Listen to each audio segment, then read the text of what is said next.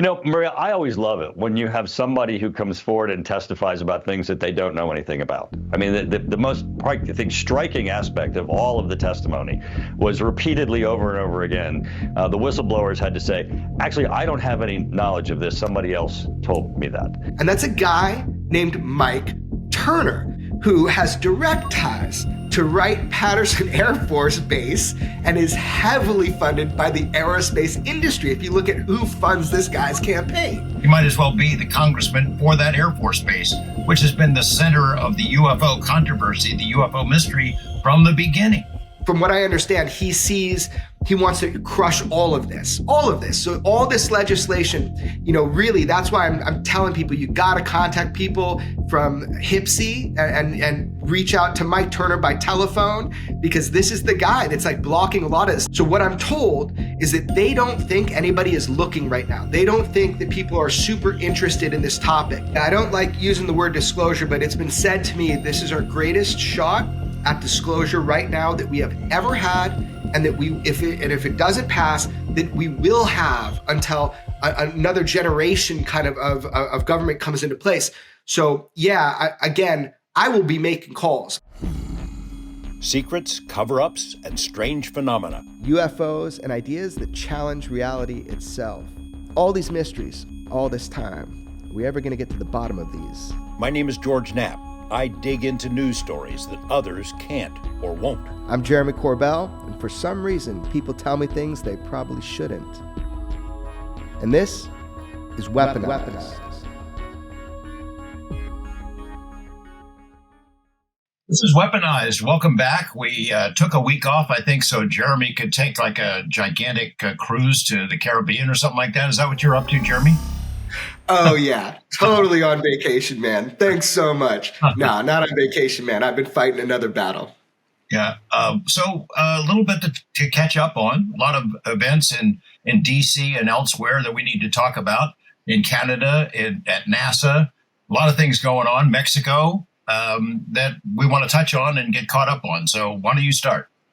Yeah, man, the UFO world has been firing on all cylinders. I mean, it's been pretty crazy, man. I've been just kind of, watching. I've been a lurker, just kind of watching everything that's been going on, trying to see where this is going. It's funny. It's every time we make a big step forward when it comes to UFOs and UAP transparency, there seems to be these distractions that come and these weird, just everybody's throwing in and throwing down. And some of it is so disingenuous. So I don't know. Let's start breaking things down from how we saw them come about.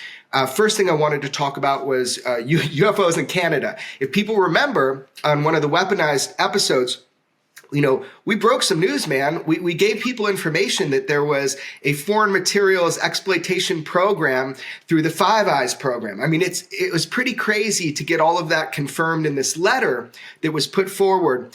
So it kind of alerted the world to the fact that there are these organized attempts to exploit UFOs or perceived UFOs, unidentifieds, and that it's organized amongst a number of countries. We then also saw, I think a couple weeks ago now, that there was another memo to Canadian Prime Minister Justin Trudeau. Is that correct, George? Yeah, right. Right.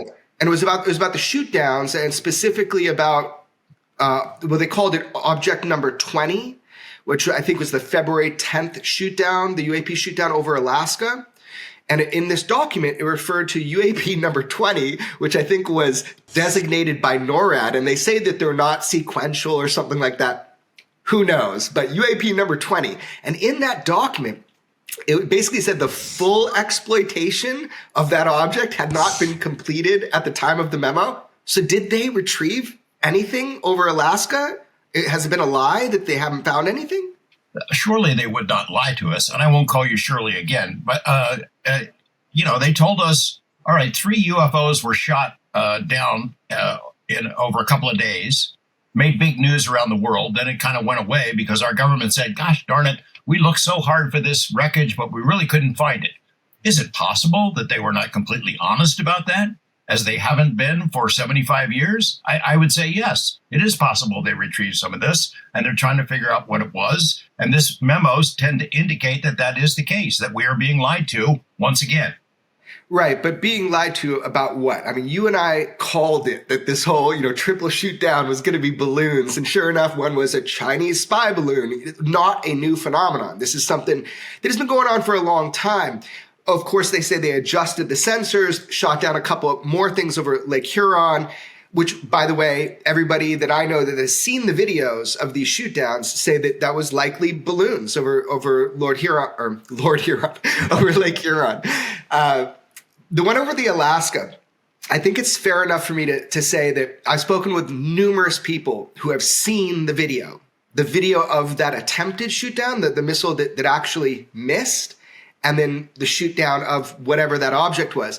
And I'll tell you, from all the people that I've talked with that have actually seen the video, they tell me there's really nothing to see. You can't see what the pilot is talking about in the footage. You can see the pilot circle around, but then the footage cuts out. So we're talking about on classified servers. Apparently, if my track record is any good, the people that I've spoken with who have actually looked at it said that there's really not anything in that footage. And they're curious too, within the intelligence communities, what happened to that wreckage? Was any of it recovered? And in that memo, object number 20, if full exploitation hasn't been achieved yet, has any exploitation of whatever they shot down been achieved? And the question becomes, why can't they make that video public? Is it some deep, dark secret that our warplanes have the capability to record video images, thermal images, things of that sort on various sensors? Of course not. Our adversaries know that technology exists.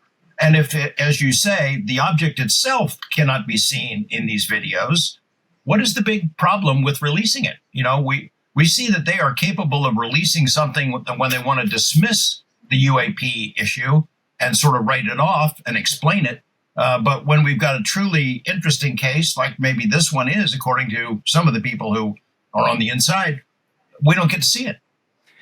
Yeah, and in fact, some people now in the intelligence community that I speak with on a regular basis, they are worried that they are not even posting all the information from those alleged or attempted shoot downs, that some of the time codes, like where it's cut off. To give you an example, we've talked about a bunch that there's 4 extra minutes of the gimbal footage. And in that footage, if it were to continue playing out, that you see a really spectacular rotation and reverse angle by the gimbal itself. So in the intelligence community, in the IC, that's not posted like on SIPRNet or any of these classified servers. That full video is not there.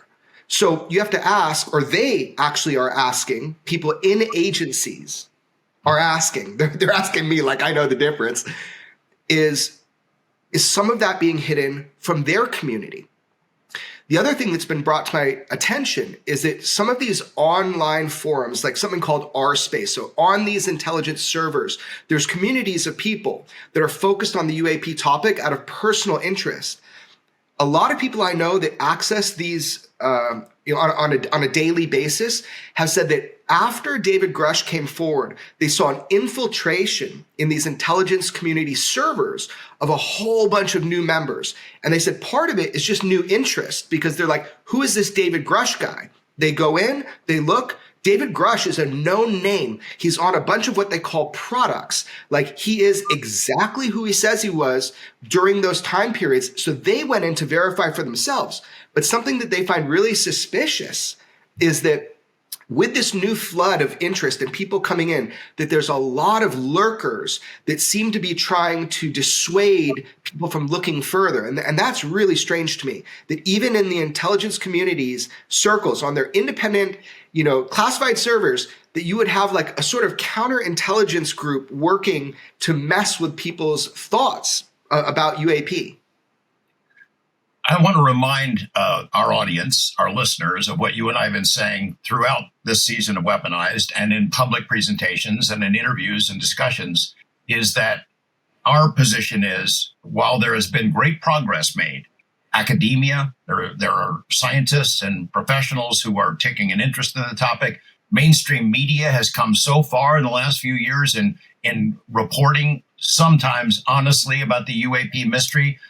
Government, Congress has an interest in it, but despite all that progress, the closer we get to actual disclosure, the closer we get to the goodies, the harder the pushback is going to be. We're seeing it now. And I think in the course of our conversation today, this theme is going to come up a number of times. Yeah. And, again, we do it to ourselves in some way. Like, there are opportunists when it comes to if UFOs is reaching a kind of climax in the media, there are people that insert themselves and they jump in with a whole bunch of just bullshit. And this happens all the time because they're just riding this wave of popularity. But something more sinister that I've been noticing, because a lot of people in the intelligence community have been saying to me that they feel that there is a coordinated attempt within the intelligence community to be dismissive. There's actually some products by certain agencies that may have passed in front of yours and my eyes that try to dismiss some of the things that we know to be true, and it's disingenuous. So it is very strange to think that even within the intelligence community itself, that there's a proactive attempt to make people less interested in hunting down the truth about UAP. Because you get people like Dave Grush coming forward. He broke from the fold. He told people how it was. And we can get more into that later. But people saw that. And I think it was highly frowned upon by certain elements within the intelligence community. In fact, we know it was, because we know, for example, the Air Force has gone after David Grush internally. This is something we reported on a couple Weaponized ago. There have been numerous attempts to say that he spoke outside of his Dopser. And we saw that fail.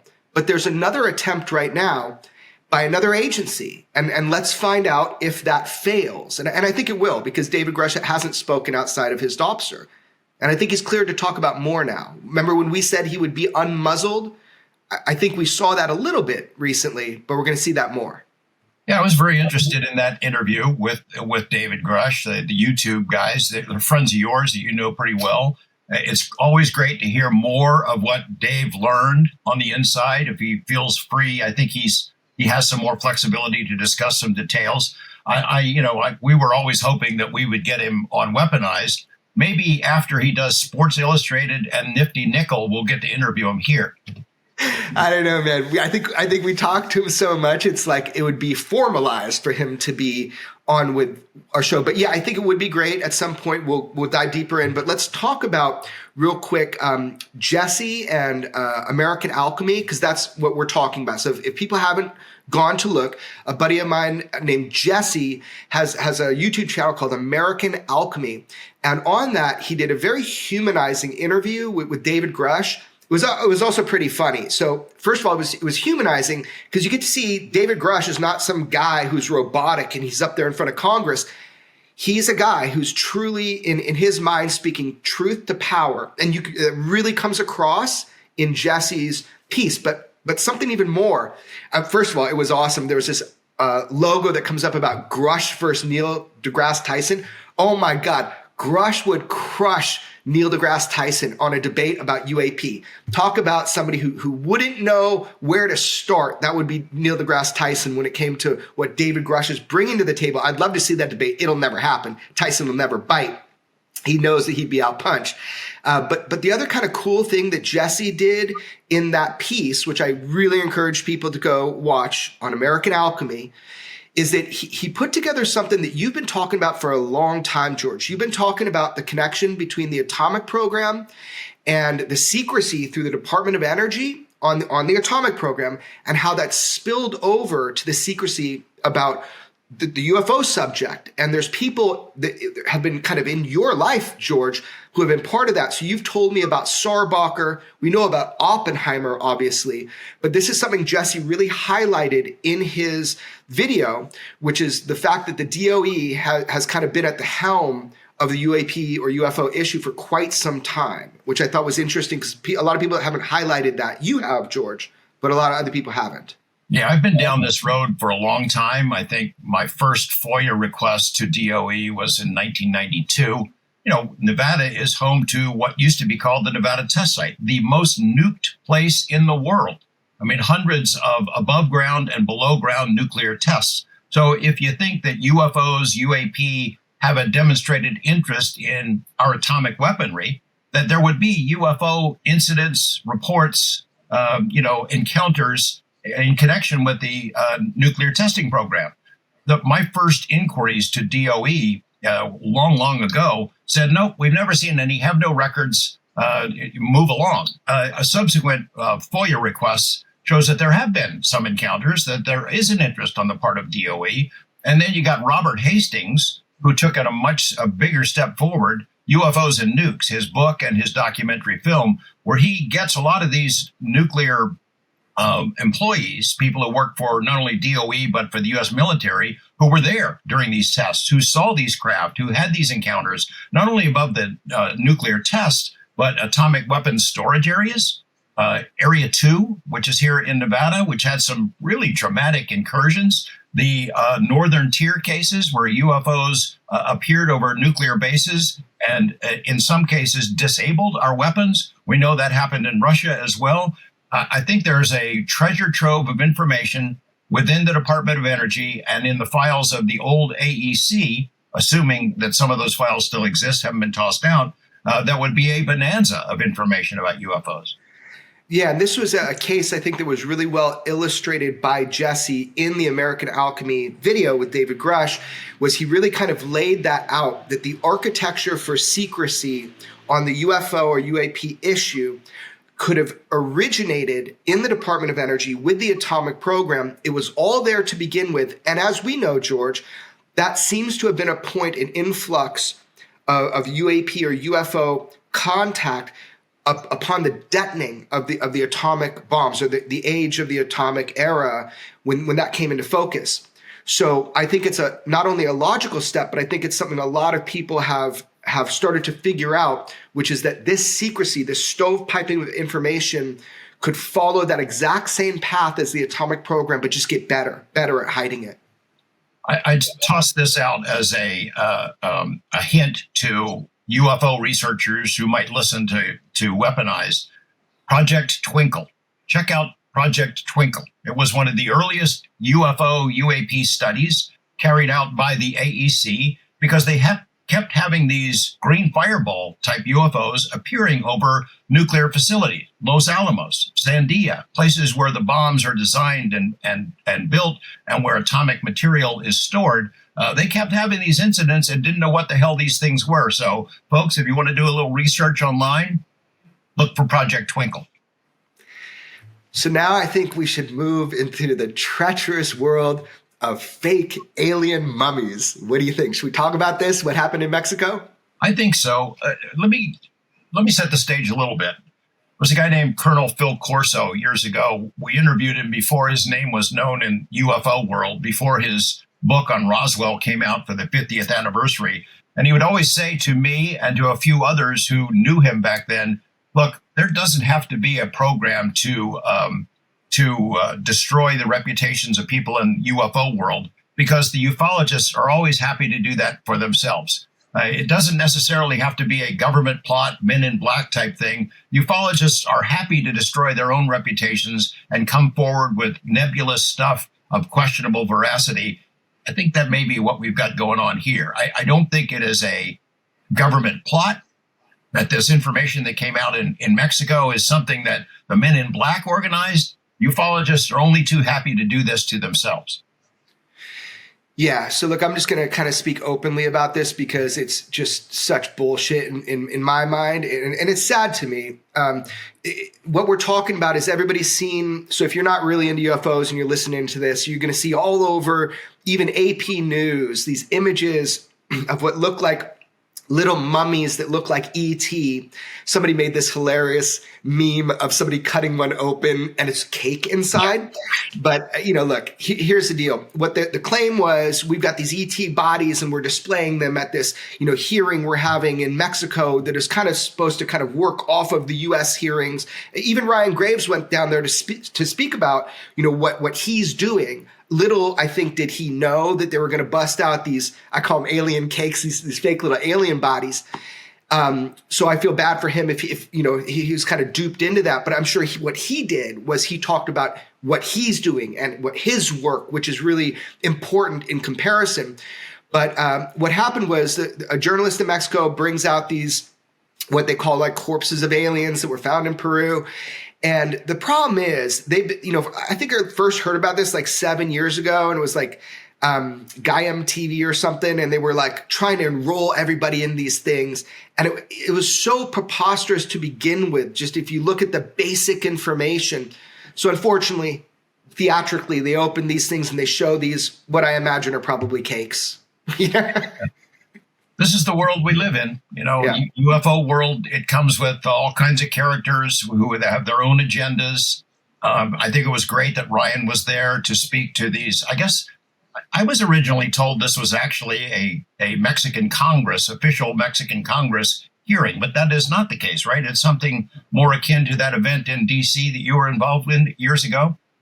Like a mock congressional hearing, the 2013 one. Yeah, honestly, I don't know. There's been a lot on my radar, and the alien mummies hasn't been one of them, right? So I don't know. Don't want to speak out of turn, but I'm sure whatever Ryan participated in, whatever he did, I'm sure it was great because he does it that way and talks about it. I think it's too bad that something like that, or these little mummy dolls, gets put around the internet, and that becomes the focus when we've made a lot, like 2 steps forward. Now we take half a step back with public understanding, but I think it's good. It's educational because you know how many images I got? Hey man, is this real? I'm like, don't bet on it. So I think it's good. It's like a learning process as UFOs becomes more pertinent to people, when it becomes more in the public eye, that people have a discerning element. There's a learning curve here. You have to be really careful of some of the stuff that people can fall for. And we've seen people, George, they've done good things at the beginning. They've started off well, bringing hearings together or something, and then they just turn wacko. And so I think it's good for people to see that evolution so they can try to be on guard if need be. Yeah, Let's move on. We've talked about it. People get UFO disease. They start producing content that can be credible and interesting, and then they feel a need to keep churning that out to feed the UFO machine, and their standards get lowered. I mean, Jaime Maussan has done some good work. I mean, he became a famous journalist in Mexico. I know the guy. But he's produced and presented a lot of material in the last couple of years that people have questioned. I have not investigated these Mexican mummies or the Peruvian mummies myself. I know people who have. They've raised some pretty serious questions about the legitimacy of it. If these things are real, show it. Make it available for independent folks to take a look at it, and let's get a definitive answer about it. Yeah, look, it doesn't take a deep dive to realize there's a lot of problematic things, going on with this. So anyway, I just want to kind of put that out to people is that, look, it's really good. No stone unturned, but once you turn a stone, you can let it go. Right. So let's talk about something kind of more interesting to me right now. I know you had some ideas on this. NASA, what happened? Tell us the basics of what happened there. We saw something happen with NASA the other week. So NASA had established several months ago this UFO panel, this study group. They appointed some really credible people based on Senator Nelson, former Senator Nelson, who's now the former astronaut, who's now head of NASA. He made some really bold statements. He'd had some briefings when he was still in the Senate about UAP reality. He made some very bold public statements. Hey, we need to get to the bottom of this. I think there probably is life out there. It's a great mission for NASA to take this on. They established this group, this panel, and I was amazed that some of them would be willing to serve because they're overtly hostile to the topic. An example, Senator Kelly, another former astronaut, the senator from Arizona, overtly hostile to the topic. I don't think there's anything to it. I've never heard anybody at NASA ever talk about UFOs, which is preposterous. I mean, we have, there's a pretty big pile of information that indicates that is not the case. Maybe they didn't talk to him because he's hostile to it, but certainly NASA has a pretty rich legacy of cases and incidents and encounters and statements from former astronauts that they have had these experiences. So for Senator Kelly to be openly hostile to it, why the hell serve on that panel? Same thing with some of the other members who have expressed similar sentiments. It felt like the statements that came out of NASA this week as they unveiled their UFO report had taken a big step back from what they had indicated they wanted to do. Now they're moving forward with a formal study. The chairman of that panel, an astrophysicist, has made some statements that I felt were kind of patronizing. He said, well, look, it's worth studying this. I doubt that we're going to find anything. That's what you say going into this study is, I doubt we're going to find it. And then he said, but we can sort of teach the public. This is a teachable moment for the public. We can teach them how science works. We'll create this app where people can file their own UFO reports, and then we'll pat them on their tiny little heads and tell them why they're wrong, kind of an attitude. Why would you not be curious about it? If you think there is possibility of life out there, how is that not consistent with NASA's overall mission? Wouldn't you just be damn curious about it? I don't get it. Yeah, and look, from the get-go, I've been pretty vocal about this. It is such just BS. This idea that, they're not going to be looking at any classified materials. What are you looking at then? You're just looking at stuff the public already has? I don't get it. They've just been completely undercut from the beginning. They talk about they're going to have total transparency. It's not giving us anything new. If they have documents, data, images, videos that are not public yet, that deal with UAP, release those. We don't need your interpretation. We need your equipment. We need that information to be out to the public. That's how I feel. What they can do is turn everything over to public domain and let everybody crowdsource, let everybody get into the data. We have much smarter people than just the people up on that panel. I don't want to discourage people from studying UFOs, but come on. Release documents, data, images, and video. Don't just sit there and tell us you're going to interpret stuff for us and do reports. That's how I feel. It felt to me like the statements from NASA's director were a major step back. It felt like maybe somebody pulled him aside and had a conversation with him, because the whole tone and attitude changed so dramatically from public statements he's made before. Look, the fact is NASA has become an adjunct to the Department of Defense. They do missions for the Department of Defense that the public never gets to hear about. They work hand in hand with them. They take their UFO information from DOD, whatever DOD is willing to dribble out. And most of what they dribble out is not all that interesting. I saw the spin that Washington Post did on the NASA press conference, in which they say, well, look, obviously, most overwhelming number of UFO cases are explainable. Well, duh, that's the starting point. 90 to 95% of the cases are explainable. We know that going in. The ones that are not explainable are where the study should be focused. You'll recall the UAP task force. They came out with their report a couple of years ago where they whittled it down. They separated wheat from chaff. They got rid of all the cases that are balloons, that are drones, that are explainable. They were left with 140 of 141 cases were not explainable. Why can't NASA take a look at those and try to figure out what the hell those things are, instead of dismissing it, patting us on our head, throwing us the public a bone, saying, yeah, we'll let you participate in this, but we're already positive that it's not going to amount to anything. It's a charade. As we've said before, the closer we get to the truth, the closer we get to the goodies, the more the pushback, the stronger the pushback will become. We are now in pushback phase, I think. Yeah. And so I've got these two clips that I can play from that NASA thing. There were two journalists that really stood out to me with their questions. One of whom was our friend James Fox, who was there. I love it when he just pops up there and asks a question. So I've got two clips. The first clip I think we should play is of James. He's asking kind of like the bigger questions. And I like the guy, Bill Nelson. Originally, I liked the way he seemed like a space cowboy, seemed like a guy that was going to be transparent. And he still kind of touts that, but it's very condescending the way he does it. Let me show you what James, our friend James Fox, the filmmaker, what he asked at this, and hear Bill's response, which was okay. But then we're going to get into his ignorance on David Grush after that. So here's the first clip. Two quick questions. One is, how can we make the determination of what something isn't when we don't know what it is? And B, after a careful review of the data, if it's determined that some, underline the word some 10 times, UFOs or UAP originate from a non-human intelligence, what's the plan to disclose that to the public? let me repeat what I said. I think it's important that you hear this word for word.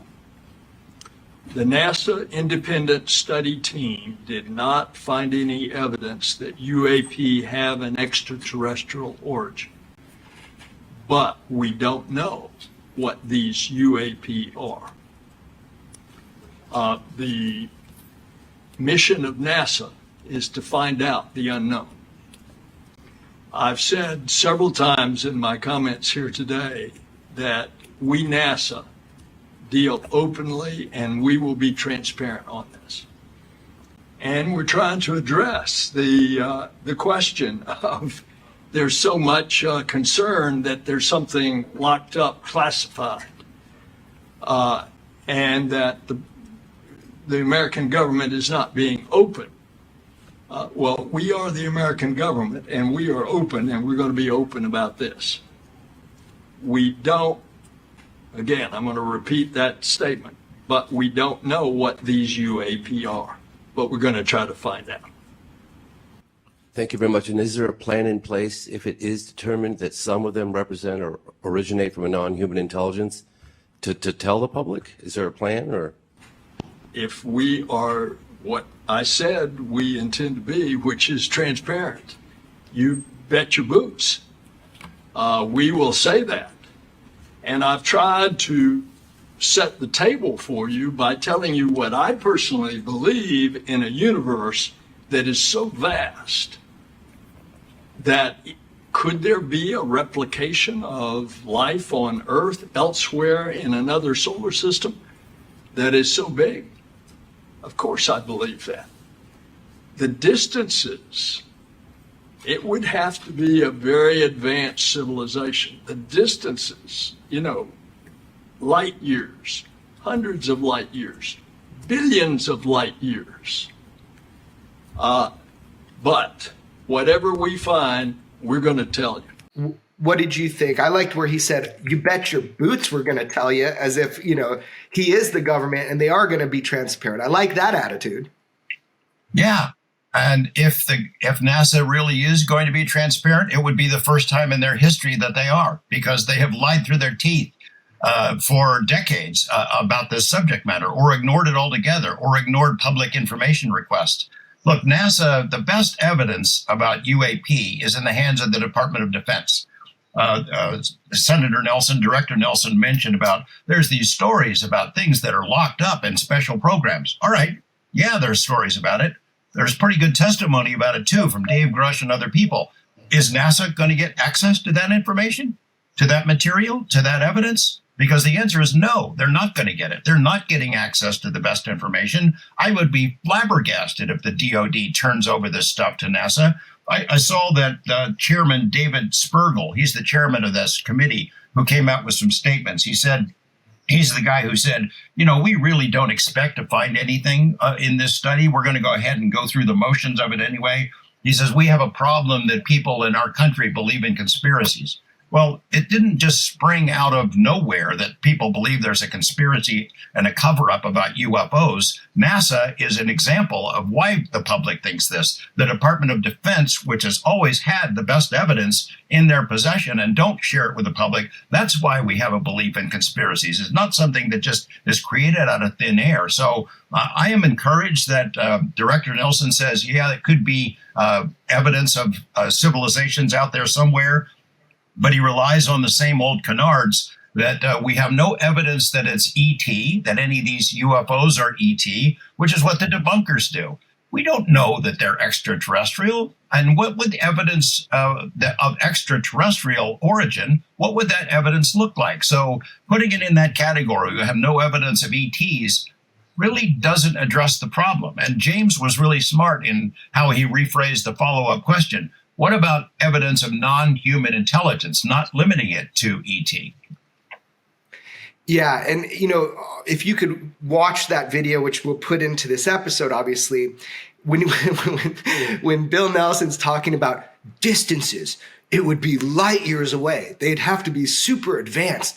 It's as if he has not been tuned in to what our own Department of Defense believes UAP, that they are literally using gravitational engines in order to warp space and time where distance becomes irrelevant. That's what Bob Lazar told us. It was unbelievable to me, this idea of they're still thinking about traditional propulsion when we know the UAP phenomenon somehow appears to dismiss this traditional propulsion for use of other types. So it was just kind of weird, the smirks on their face about distance, when that has been absolutely redefined from what we've learned over the last 10, 15 years about the UFO phenomenon, if not 37 years. The other thing that was kind of weird to me was, did you notice they were always complaining about kind of how they're being attacked for studying UFOs? Well, welcome to the club. Welcome to the club. You know, NASA, I'm glad that you've finally thrown down a little bit and you're getting a little pushback. People are pissed because of the secrecy surrounding UFOs. People see them with their own eyes. This is something that is so common that they're sick of being lied to. So they wouldn't name their director. During that conference, they resisted. They wouldn't name their director. Is it because of stigma? They won't name their director during the conference? Their whole point was trying to reduce stigma because they're experiencing some of it. So get out with it. Come forward with it. And they didn't. They didn't during that. Then they amended the press release and they named who their director was because of public pressure. So all of a sudden they named Mark McLaren, or I don't know how to say his last name. Tongue twister. Mark McLaren. So this is the guy, by the way, who is formerly the liaison for the Department of Defense and NASA. How does that bode for transparency when it comes to NASA telling us about UFOs? Oh, they'll be perfectly transparent. We just heard Director Nelson say they'll be transparent. And we know if this guy has worked with the Department of Defense, they're always transparent on this topic, right?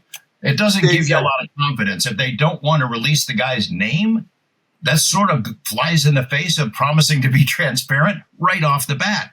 And they're not going to release the name because he's worried about maybe getting hassled by UFO people who are angry. Yeah, well, welcome to our world, Welcome to UFO world. Look, George, and I think people have figured it out, that I'm both a patriot, but also a pirate. I'm a hybrid, and I'm leaning towards being a pirate right now when it comes to UFO disclosure. So with that said, there was another great question from another journalist. I want to play that clip real quickly. What this showed me, sadly, was that the head of NASA, Bill Nelson, was so uneducated about David Grush and what he said under oath to Congress that it was a Twilight Zone moment for me. And the patience of this journalist trying to inform Bill Nelson, the director of NASA, about what David Grush said. I just want you to hear this for yourself. It's 1 minute and 43 seconds. Just hear what this journalist said. This is amazing. You said at the beginning of the meeting that that NASA will be transparent. Well, a month and a half ago, Mr. David Grush said under oath in Congress that the U.S. government is in possession of UAPs and extraterrestrial life. How can you be sure at NASA that other parts of the U.S. government is being transparent? I don't speak for other parts of the government, but I can tell you NASA, which I speak for, is open and transparent with our data. Do you believe what Mr. David Grush said, or is he lying? You would want me to give a personal opinion? Yes, please. Of what he said. What he said, if I recall having seen this on the nightly news, was that he had a friend that knew where a warehouse was that had an UFO locked up in a warehouse. He also said he had another friend that said that he had parts of an alien. Whatever he said, where's the evidence? Is my response. Excuse me. He also said that he did interview over 40 employees at the Pentagon. Long time ago, there was a TV show, Jack Friday, and he used to say, just the facts, just the facts. Show me the evidence. Thank you, sir. Bill Nelson's takeaway of David Grush breaking from the fold, a career intelligence officer who is exactly who he said he was, who uncovered misappropriation of funds, storage locations for alien spacecraft, or not using the word alien, but non-human intelligence spacecraft, biologics or biologicals. Bill Nelson's takeaway from watching the nightly news was there's some guy who had a friend that knew where a UFO was locked up in a warehouse, and he had another friend who had parts of an alien, but where's the evidence? That's what he just said. That's what Bill Nelson said. That was his takeaway of watching or trying to absorb what Dave Grush brought to the American public. What do you think of that, George? Astonishing ignorance of what really has happened, what's unfolded with the Dave Grush story. I blame NASA staff. I mean, Bill Nelson is a busy guy. He runs a huge organization. Maybe he can't sit down and watch 2 hours of Dave Grush's interviews or something like that. But somebody should have prepared him for a question that was obviously going to be asked at this event. He should have been up to speed on what Dave Grush had actually said.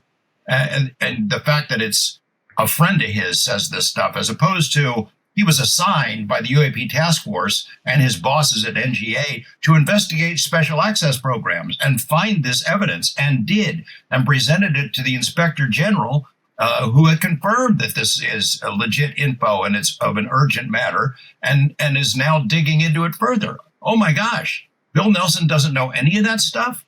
I thought it was incredibly patronizing. I thought it was incredibly ignorant to make those statements to the world media and not know what you're talking about. So, Bill Nelson, this message is for you. You bet your boots we want transparency, but you can also bet your boots that we are ready to inform you about the things that have been going on. You say there was a TV show, where's the evidence? Whatever you just said. You got to understand what David Grush did. He came in front of Congress under oath after interviewing more than 40 people, many of whom were firsthand direct witnesses to the exploitation projects of machines, of craft of unknown origin, suspected to be from non-human intelligence, and that he also knows, literally, where the bodies are buried. So that's the issue. He came forward, he said, I'm willing to give this to you the legal way, so I don't get in trouble. And I set a good precedent. Provide the opportunity for me to tell you all of this. He says, I already told the Inspector General of the intelligence community. This has all been put in there, but he wants to tell more. So Bill Nelson, it's really important that as you look into this UFO thing, that you're aware of people like David Grush and what he's done. That's my message to Bill Nelson. Yeah, and how about this for a message? Okay, show me the evidence. The next statement I'd like to hear from Bill Nelson and from NASA is Monday morning, they send an email, a letter, a request over to the Department of Defense or the Inspector General and ask for that information. Show us the evidence. And then if they don't get it, they can make a statement to that effect. But if they don't ask for it, how did they expect it to ever get in front of their faces? Ask for it. Let's see what happens. Yeah. And so today I want to kind of move to the crux of what I want to be talking about today, which is the pertinent information over the next 7 to 14 days that the public really should participate in, as it's the closest we've ever gotten to the ships and the bodies. And that's the new legislation. But before we talk about that, I do want to give people a little bit of hope. The pit bull of UFO transparency has been Tim Burchett, Representative Tim Burchett, and a number of his constituents on both sides of the aisle. And I want to encourage them to keep doing their work. Tim and I will talk every once in a while. He's doing his best to navigate this UFO world. He is committed to having more UAP hearings. There is still an action to get like a church-style committee that will deal with the UFO or UAP secrecy within the intelligence communities. People should not put that down. They should keep supporting people who are trying to get this information like Tim Burchett is. Now, he did write a letter to the ICIG Tim did with a bunch of his constituents, and they were basically saying, hey, we want all the information based on what David Grush told us on where the craft are at, where these holding facilities are. And there was a response from the ICIG, the Intelligence Community Inspector General. And I'll read just the last part of it. I found it really interesting, especially because you and I know Chuck McCullough. And Chuck McCullough, in 2011, he became the first Intelligence Community Inspector General in history. And he had a lot of power during that. And this is a guy that backs David Grush, I suspect, because Chuck McCullough has direct information and knowledge that what David Grush has discovered and brought forward is true. Now, I'm saying I suspect that. I'm not saying I know that to be true, but I suspect that. So with that said, this response from the ICIG, where somebody like Chuck McCullough would probably just give one sentence like, come talk to me and I'll let you know what I know. They had this long, multiple page response. And this one kind of sentence really stuck out to me. Starts off like this. As a matter of discretion, ICIG notes that it has not conducted an audit, inspection, evaluation, or review of alleged UAP programs within the responsibility and authority of the DNI, Department of National Intelligence, that would enable the office to provide a fulsome response to your questions. Now, I've talked to a lot of people about this part of the response. And it's really interesting. It starts off as a matter of discretion. It's saying, look, there's certain things that we can tell you, but with discretion, certain things we can't tell you. There is one word that they left out. They said, an audit, inspection, evaluation, or review. But they left out the word investigation.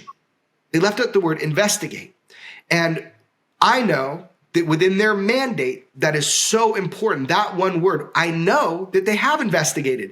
I know they can't even directly offer up David Grush as a whistleblower by name, because out of their protections for whistleblowers, they're not supposed to out them, even if they've outed themselves. They are so limited with what they can produce in this kind of letter that they gave back to Representative Burchett and his constituents, or the other Congress people, that it's like, I read between the lines on that. I know they've done an investigation. I have direct knowledge of that. You have direct knowledge of that. So we're really stuck between a rock and a hard place here. Like, what are the right questions to ask? I'm really hoping that David Grush's ICIG complaint, his whistleblower complaint, as well as the others, by the way, who have already inked theirs, that when those become, I guess you'd say, adjudicated, or once they become discovered and closed case, that information can be public, because David Grush is telling you the truth, and he's telling you where that he is investigated and knows where the craft and the bodies are.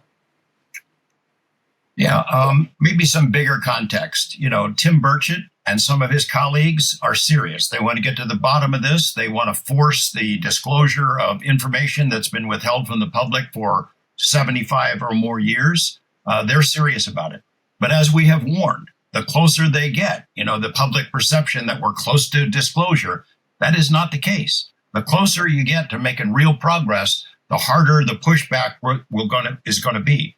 And that pushback is underway right now. The chairman of the House Intelligence Committee is one of those sources of that pushback. He's trying to stop further hearings. He's already said there will be no more. He's trying to stop the creation of a select committee that would have subpoena power. He's trying to discourage his colleagues, and he's a powerful guy. He's trying to discourage his colleagues from supporting Burchett and Luna and the others who are trying to push this ball down the field. And then reality sets in. Reality for Congress. The real risk in this UFO disclosure movement, if that's what you want to call it, is that other things take precedent. They always have. Right now, Congress just got back into session. Look what they're dealing with. They're talking about shutting down the government. Members of the House and some in the Senate are saying they are not going to approve the defense budget that has that Schumer legislation. They're not going to approve the overall budget. They're ready to shut down the entire government. They've launched what looks like an impeachment proceeding against the president. You can bet that those two items, among some other things, are way higher on the list than UFO transparency, that members of Congress are dealing with those as a matter of priority far more of their time is going into that than in dealing with UFOs. That's just reality. And that's what has cut off UFO inquiries and investigations in the past. And I think that it plays into the hands of those who don't want it to go further right now. So let me break this down for people in really simple terms, because I'm not a politically active person. This is, a lot of acronyms and it's hard for me to understand, but I've been trying to refine it so people could really take action if they felt they wanted to. I'll also play 2 clips. When you're talking about, the person who's the head of the Permanent Select Committee on Intelligence, known as HPSI, you're talking about Mike Turner. So let's get into him in a second, but let me just tell people what's at stake. This is a reason why, even though there's been a lot going on in our lives the last couple of weeks, we had to jump in and do a weaponized episode. It's really for this one specific thing for me right now. And this is what was conveyed to me. I'm going to do my best to convey it to our audience, which is right now, there's important legislation that's being what they call conferenced or negotiated. We're talking about right now for the next 7 to 14 days. It's language that some of our audience will be familiar with. Joe Rogan actually read some of this language just when we were on his podcast. It blew his mind, and it blew my mind the first time I read it. It's like, show me the ships and show me the non-human intelligence bodies. That's what this legislation does. It's a shakedown on private industry and Department of Defense holdings of what David Grush has come forward and said, that we have UFOs, unidentified flying objects of unknown origin, machines that are more advanced than ours, and we have them, we've been exploiting them, and there's even biologicals associated, pilots associated with these. So this is so important that this is the most our government can do, is write this language in and try to pass it into 2 things. The Intelligence Authorization Act and the National Defense Authorization Act. Both of these are going to be compiled and put together and then pushed to the president to sign. And if we get this language that is so powerful, if we get it pushed in and signed into law, it is the closest our government has ever come to helping us with disclosure. And I know people that authored this. I know people that have fought for this, that have shepherded it, that have really fought tooth and nail. And so do you, George. We know these people, and they are trying to do this for the American will. But American will, people need to participate if they want to see this clear in the next 7 to 14 days. So both the House Armed Services, what they call HASC, right, and the House Permanent Select Committee on Intelligence, HPSI, they will be conferencing, or as I said, that means negotiating on these bills, on this information, and that'll impact the Pentagon and the intelligence resources. So the bottom line is that the dedication is being made right now, the decision is being made right now on this UAP language by staffers who are not as educated on the UAP House side. And basically, from what I understand, HPSI, or the House Permanent Select Committee, is pushing them to throw this legislation out. So specifically, when I'm talking about how come the House Permanent Select Committee on Intelligence is just trying to throw out this legislation, well, it turns out that one of the main people blocking this is the chair of HPSI, and that's a guy named Mike Turner. This is a guy out of Ohio who has direct ties to Wright-Patterson Air Force Base and is heavily funded by the aerospace industry, if you look at who funds this guy's campaign. Does that name, Mike Turner, mean anything to you? Because I got a couple videos to play of him, George. Yeah, I mean, he is the congressman. You can have under his name, the font that R/Wright-Patterson. He might as well be the congressman for that Air Force Base, which has been the center of the UFO controversy, the UFO mystery from the beginning. It's where multiple witnesses say the original Roswell stuff was taken. It's the home to this rumored Hangar 18, where all kinds of really intriguing stuff was stashed. Barry Goldwater and Senator Howard Cannon tried to get in there and were told no, even though they were high-ranking on intelligence and armed services committees. I mean, Wright-Patterson is the heart of this. This is the congressman who represents it. And of course, because of all the defense contractors that have so much immense power on Capitol Hill, they are among his primary campaign contributors. It's like he works for the Department of Defense and for the intelligence community and for the defense contractor industry, as opposed to working for the American public. He's the driving force. We tried trying to stop this legislation, trying to stop the further hearings on it, and people need to let him hear about it and to let his colleagues hear about it, that they're not going to sit for it. That's right. I've got 2-minute-long clips. This first one, he's with another gentleman on the news. And I just want people to see his attitude about the UAP topic and transparency. This is what we're up against. So let me play this first clip right now of Representative Mike Turner. I have to ask this because it's in the news about unidentified aerial phenomena and the possibility that this whistleblower is accurate. We have spacecraft from another species. We do, yeah.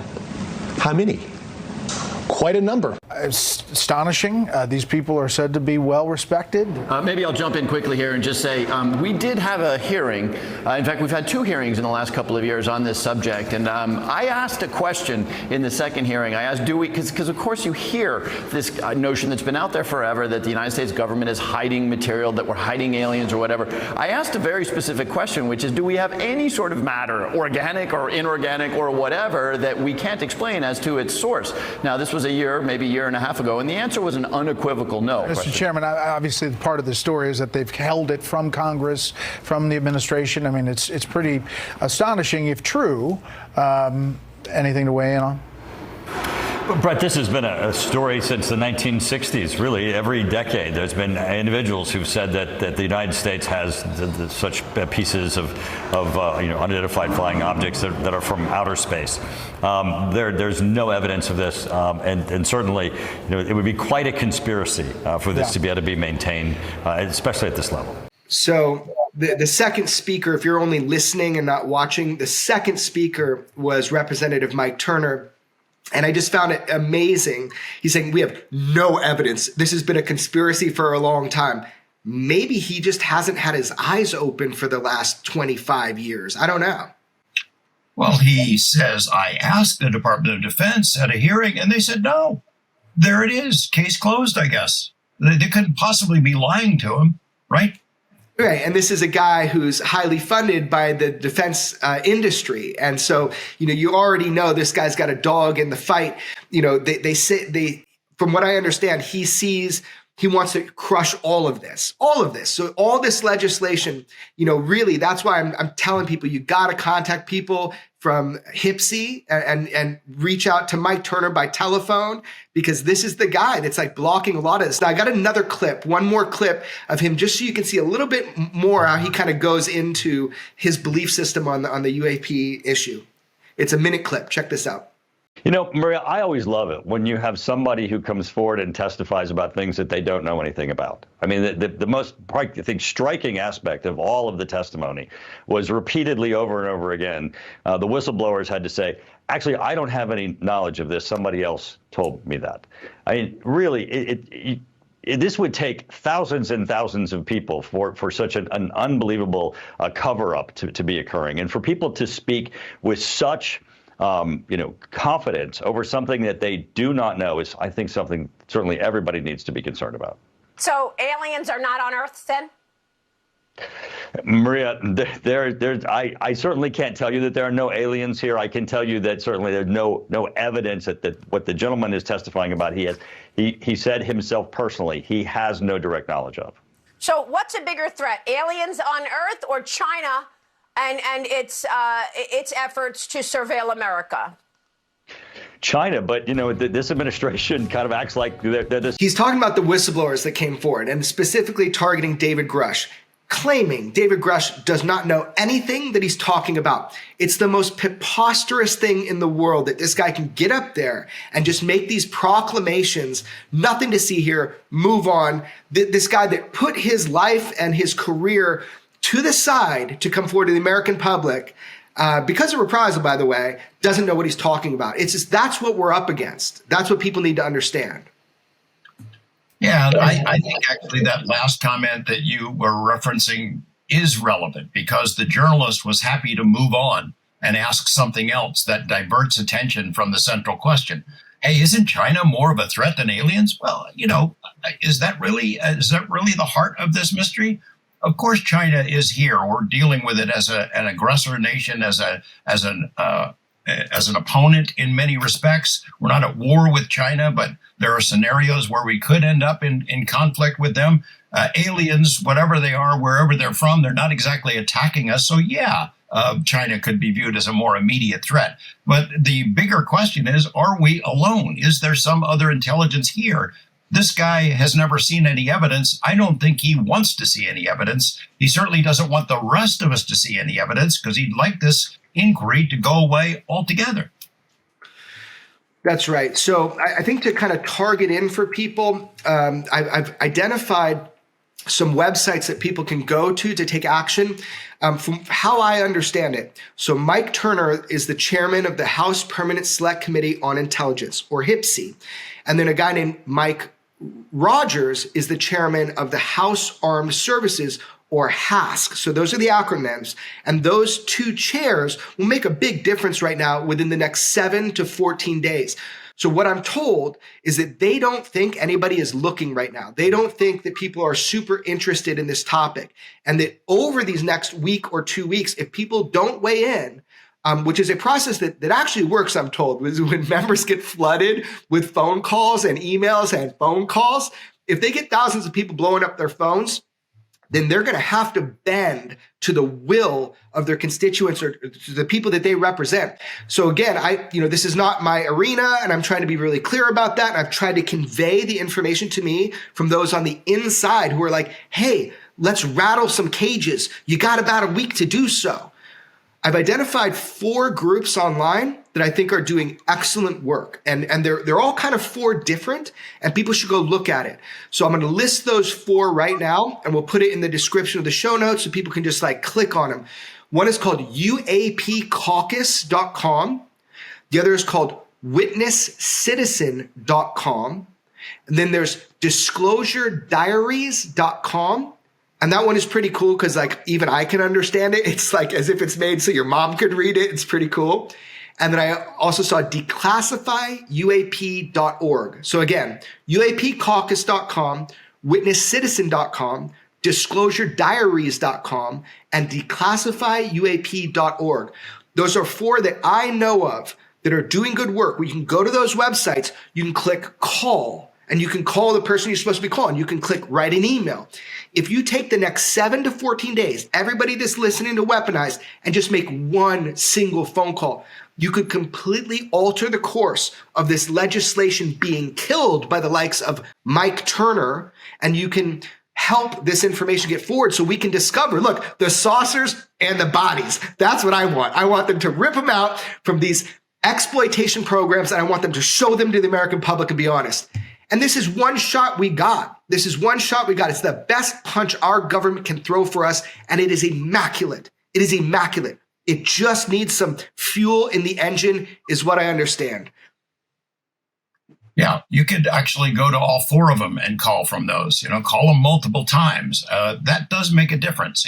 Congress does listen to that kind of pressure from the public. It's worth a try. This is the best shot that the public has had for a long time to get to the bottom of this stuff. I am, as you know, pessimistic in general, that the keepers of the secrets, in my estimation, will never give this stuff up unless they are dragged kicking and screaming by the public, by media, by Congress into the light. That's the only way to make it happen. They don't want to give this stuff up.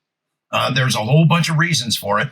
And I don't think any of them are really all that legitimate, but they don't want to give it up. And you got to get in the game and take the best shot, which is this legislation, the best shot maybe we've ever had, maybe that we will ever have. So it's time to get involved with this, because the public can make a difference if their voice is loud enough.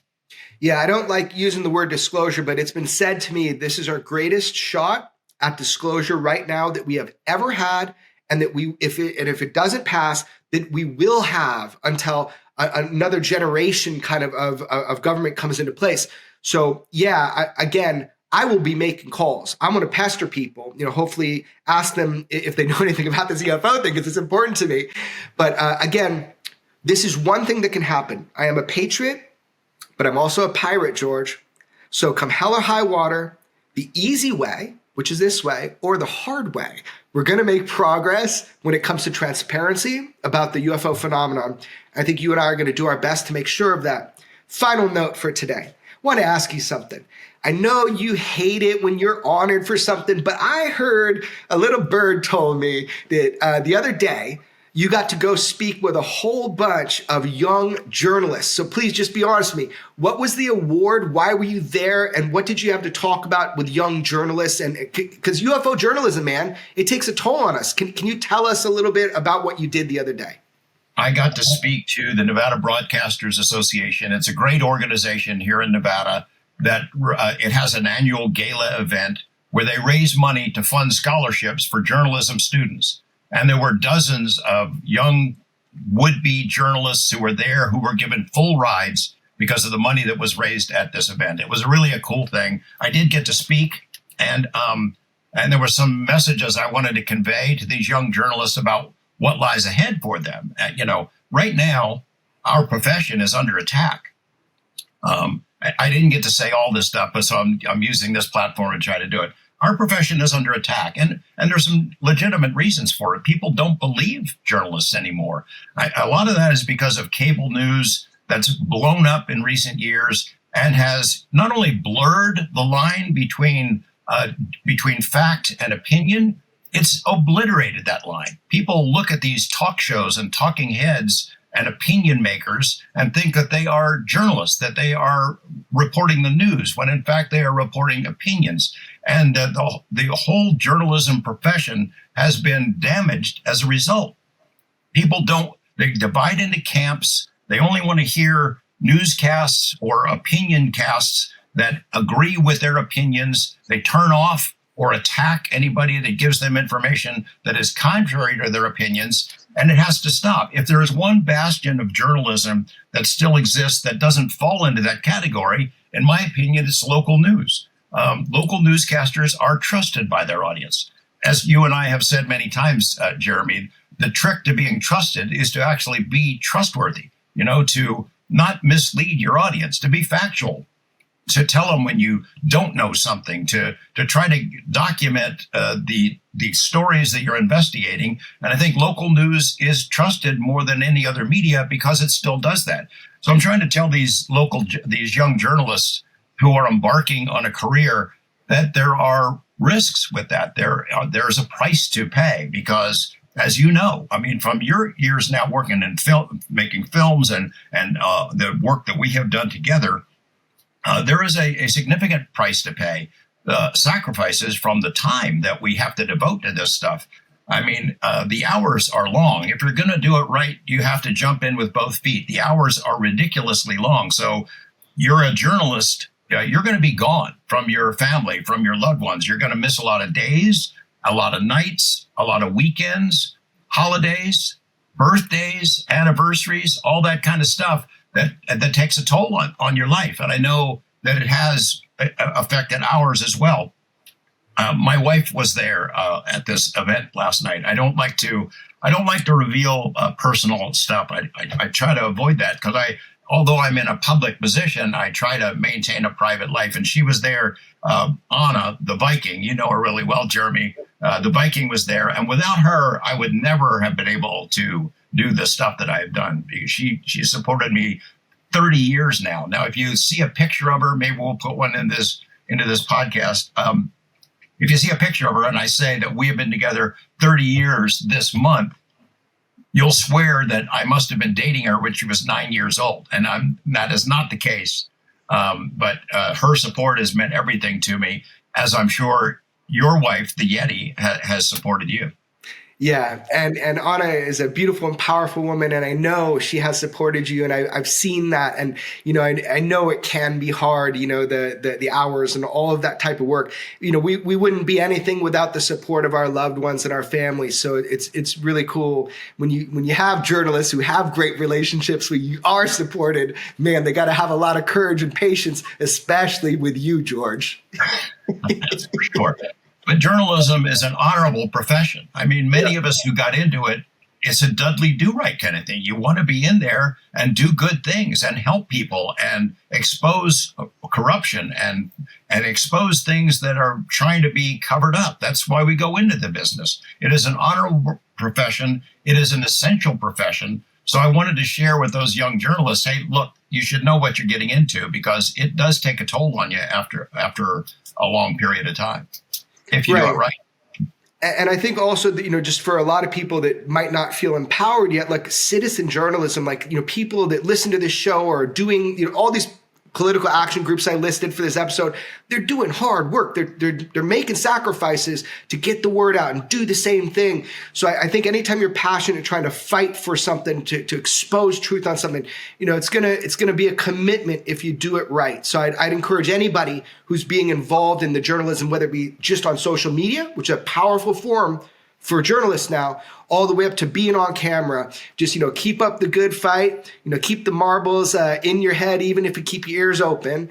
And yeah, man, just try to find a good balance with life, All right. Well, that's it for Weaponized. We'll be back next week. We'll be back All right. next week, baby.